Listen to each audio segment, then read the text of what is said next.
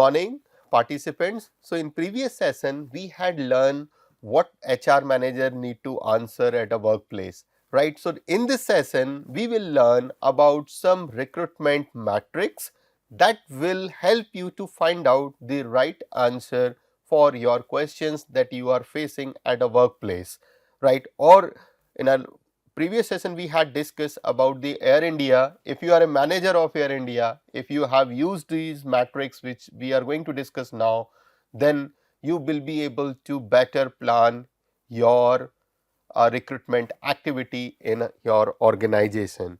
So now let us start with this recruitment matrix. What are the metrics that will help you to make a decision? So first, so before starting this matrix, I would like to tell you about this data collection.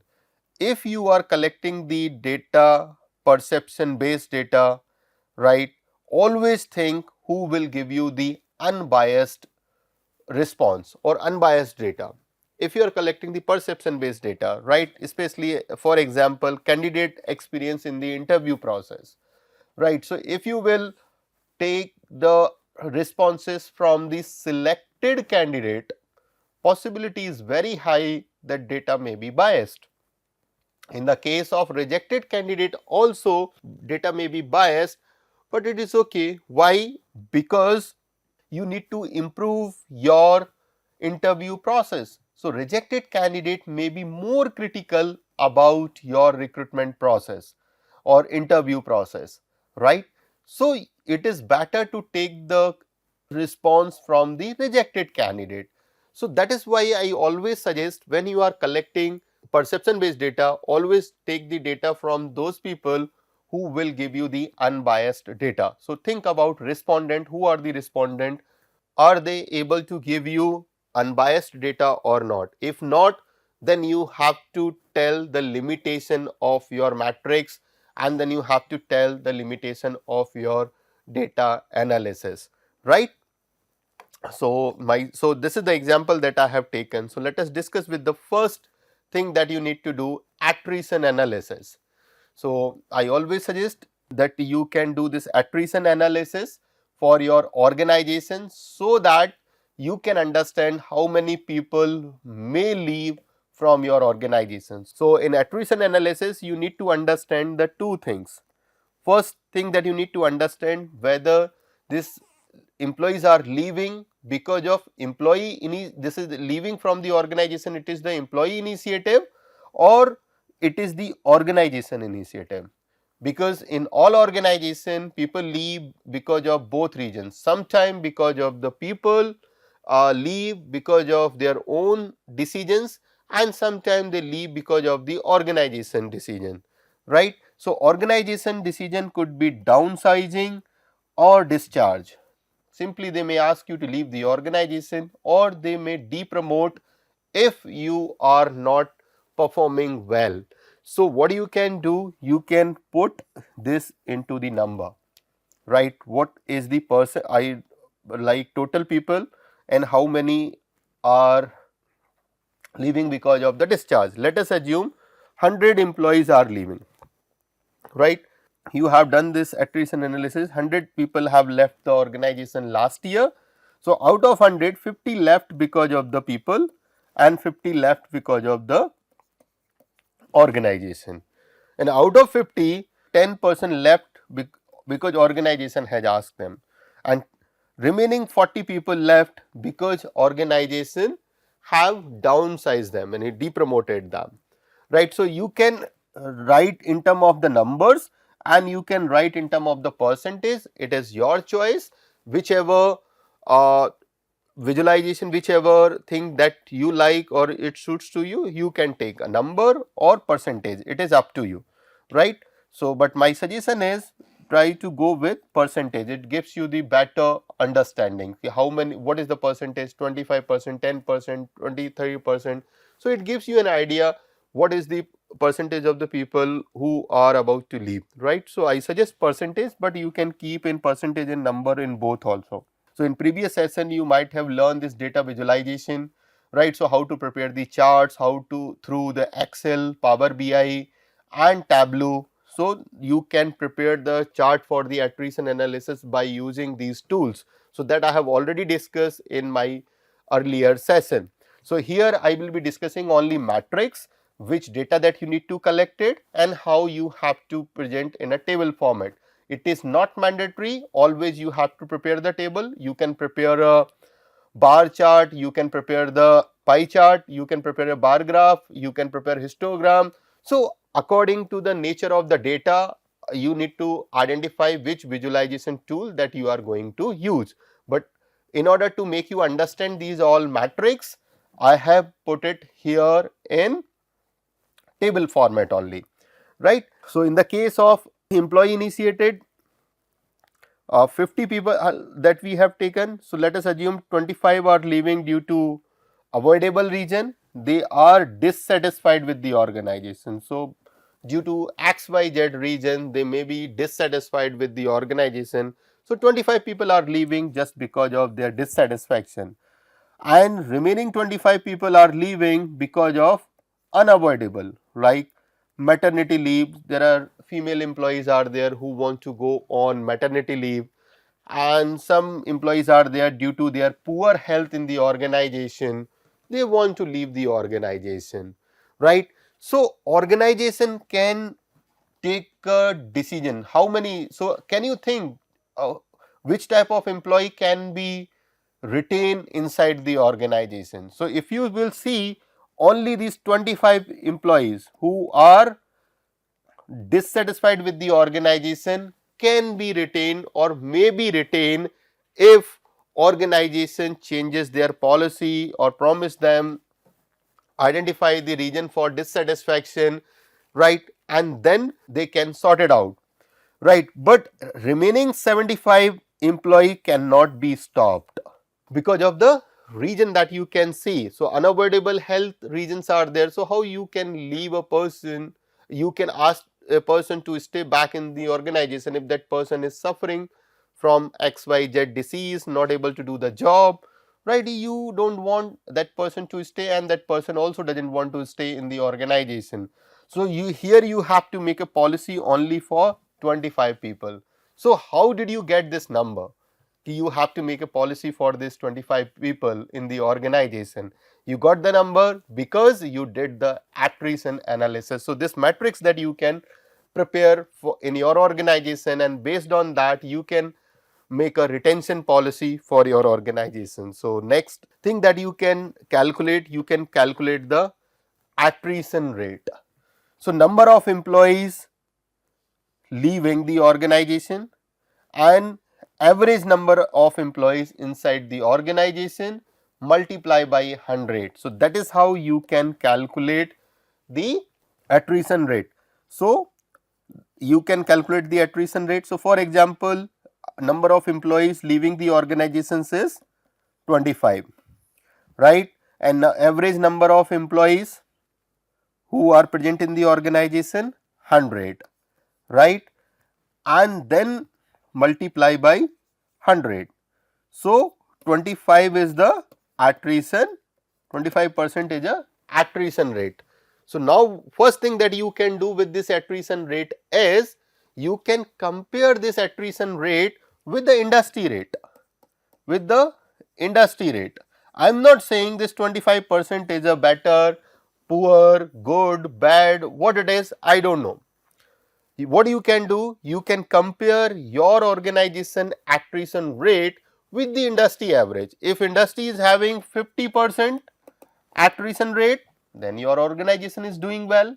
If your industry is having only 10% attrition rate, then you need to think about your organization attrition, right. So that is how you can make a decision whether your policies are working or not working, right. If your organization attrition rate is 25 and industry average is 10, it means it is giving a signal you need to think about the attrition in your organization because it is a problem, right. That is what it indicates. Now question comes here, how to calculate this average number of employees, right. So few people are joining the organization, few people are leaving the organization, but you need to understand one number that you will find that was always there in the organization. Let's say 100 people were, sometime in a organization 100 people were there, sometime 90 people were there, 91 was there, 111 was there, right. So, if you will see the average of these number comes the 100. For example, I am just taking the example. So, the average comes at 100. So, how it will come? So, you can divide these all numbers divided by 365, or monthly if you are calculating, then month divided by 30, 31, right, and then you can see the average number of employees. So, that is how you can calculate the industry attrition rate, and then you can compare with the industry. Next thing that you can prepare one attrition index, right.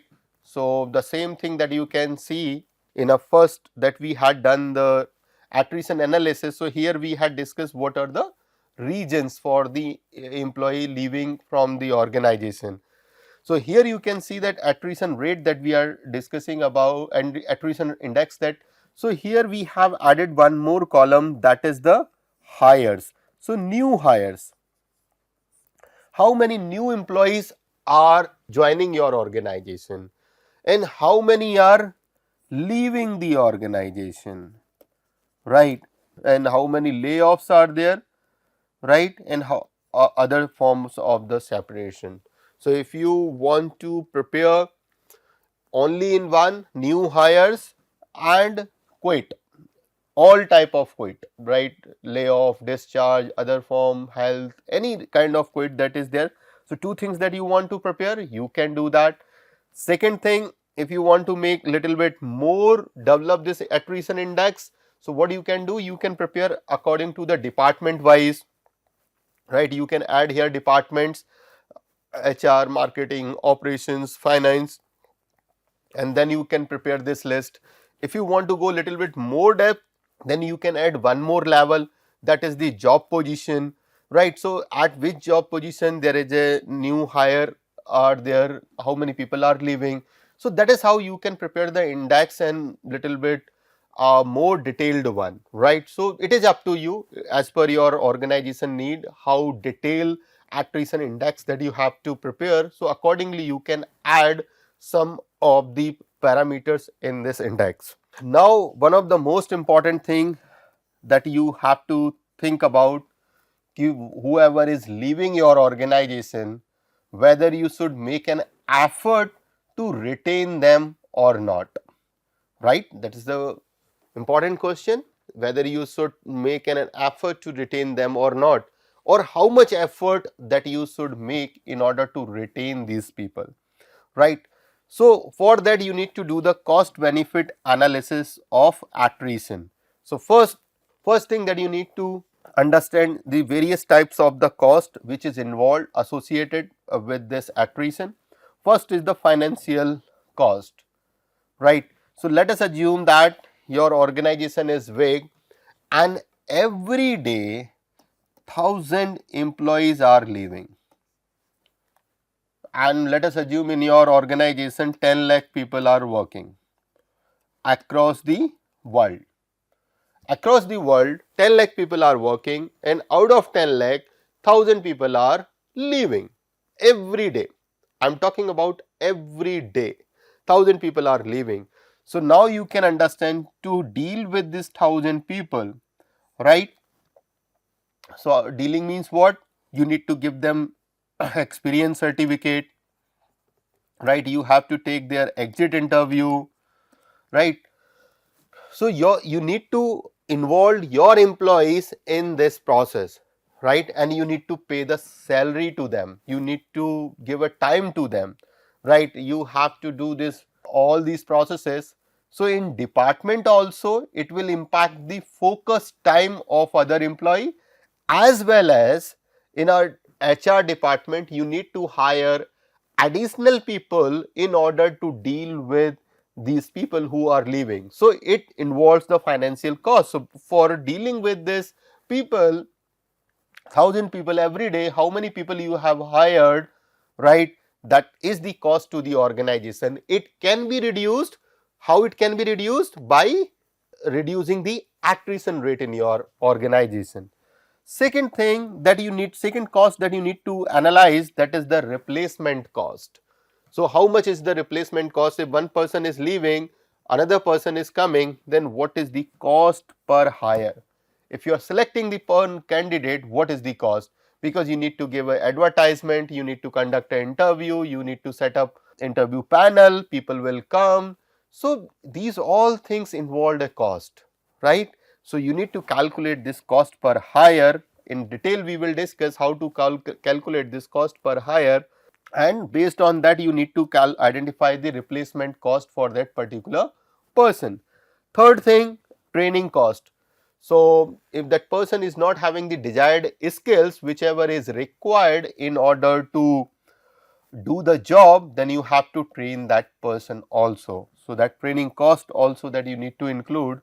And next and very important thing, that you need to think about percentage of hike that you have to give to the new employee, right? If he is coming from external source, then what is the percentage, right? Like if you will take the IT industry, right, for same position, sometime you have to increase the salary by 20 to 25%, right, for the same candidate. So, 20 to 25%, or in the case of internal candidate also maybe 10 to 15% that you have to hike.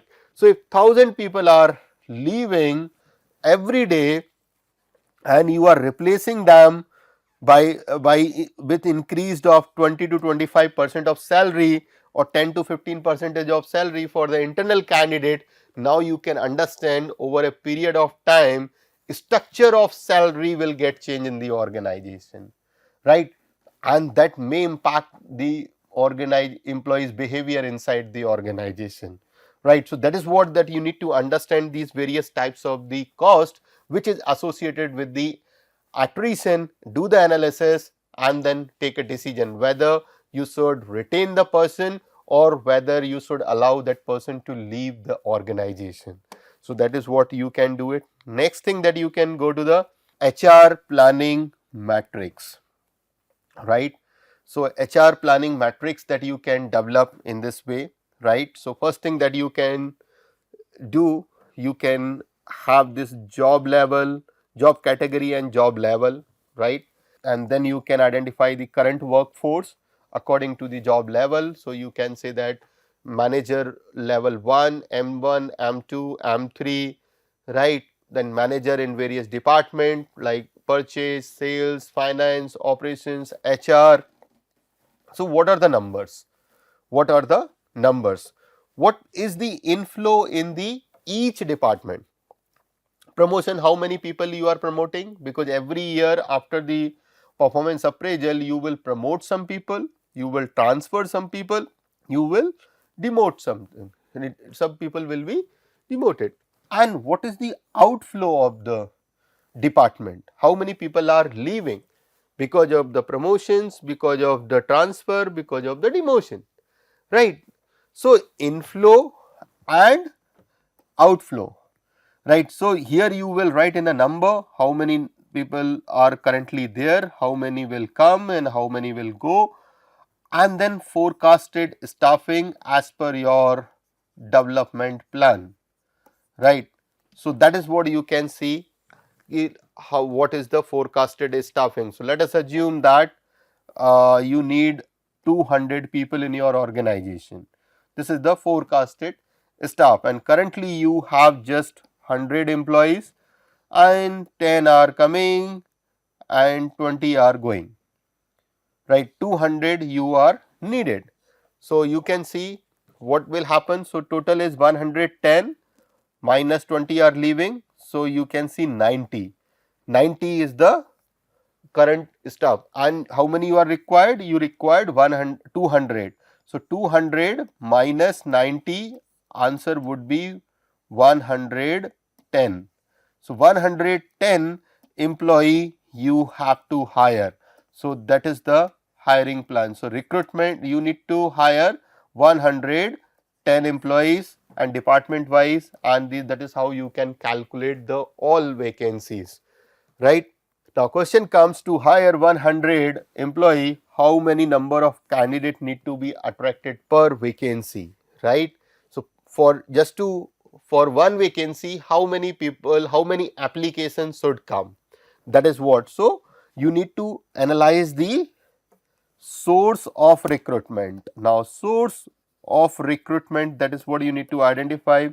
So, employee referral, how many applications had come last year, right, for from the agencies, how many have come through direct, right, how many have come through the direct websites by visiting it.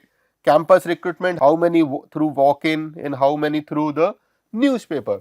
So, the moment you will do this analysis, then you can do the analysis of cost per application, cost per application, right, and accordingly you can decide which source of recruitment you have to focus more, right. So, cost per application could be one of the criteria. Two, I am not saying it is the only criteria, I am saying one, it could be one of the criteria to decide which source of recruitment you have to select, right. So, cost that you can say, and second one that I can say, person environment fit, person environment fit, right. So, whether the employee that is coming from the various sources, so which one gives the most suitable, in detail we will discuss in upcoming slides, right. And second important criteria that you can say, that is the expected lead time. It means how much time it takes when a department receive the vacancy, HR department receive the vacant position information and to fill that, right, through various sources, right. So, which source gives the process fast? Direct, right, newspaper, walk-in, employee referral, agency. So, what is the time, how much time it takes to process the candidate, right. So, that is the another could be the, so cost and time. These two, on the basis of these two criteria, you can decide basically three criteria: person environment fit, cost per application and time. These three things that you can make a combination, based on that you can decide which source is important for your organization, how you should recruit the employee. Next important question that each HR manager has to answer: what is the recruitment philosophy? What kind of people that you want to hire and retain, right. So, how you will understand this? For that you need to do the application analysis, applicant analysis. So, whoever is applying to your organization, whoever is applying, do the analysis, identify their age, gender, work experience, education, city, reference, expected salary. So, few variables that I have written. So, based from the application form, you can take out some of the information variables like this, and then you can do the analysis ki what kind of people are applying to your organization.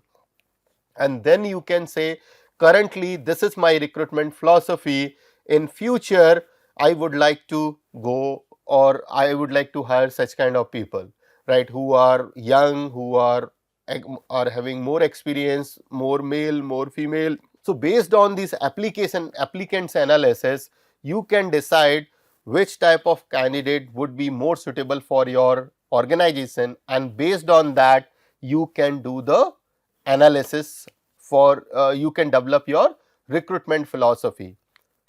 Next important thing is in the recruitment is succession planning. Next important thing is the succession planning, right. So, how many people, how many positions are there, right. So, for the succession planning you need to understand the potential level of your employees inside the organization, right. So, potential level of your employees in each department, that is what you need to understand, right. So, what you can do along with this performance appraisal, you can have a data related to these all key employees inside your organization, related to that. So, they belongs to which category? They belongs to A, they belongs to B, they belongs to C, they belongs to D, they belongs to E. They belongs to which category, right? So, here you can say, let us assume that your key employees, whoever is the key employee that you believe, they come in the E, in the wrong area. It means what you have to do, immediately you have to hire some of the good people in your department, right? If your most of the employees come in A category, what it indicates, you have to give your best, you need to develop the best retention policy for them, best retention, because you know very well they have potential, and then they can become the key leader in the industry after a certain period of time. So, when you know they are going to become a key leader after some period of time, then what do you have to do? You have to retain them, because if they are the key leader, then they will drive the industry and your organization also will grow. If your employee, most of the employee come in this category C category, they have already reached to their highest level of potential, they have already reached, to the already highest level of potential, right?